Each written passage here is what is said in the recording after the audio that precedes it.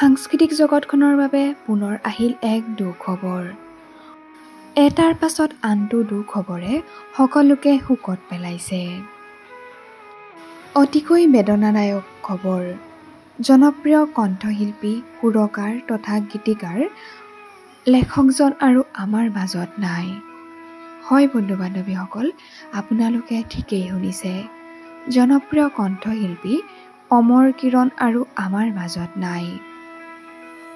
সমাজ জীৱনৰ লগত ওতঃপ্ৰোতভাৱে জড়িত হৈ থকা বিৰল প্ৰতিভাৱান মানুহজনৰ অকাল বিয়োগত সাংস্কৃতিক ক্ষেত্ৰখনৰ বাবে এক অপূৰণীয় ক্ষতি। তেখেত য'তেই আছে যেন শান্তিত থাকে। নেদেখাজনৰ ওচৰত ইয়াকে প্ৰাৰ্থনা জনাইছো।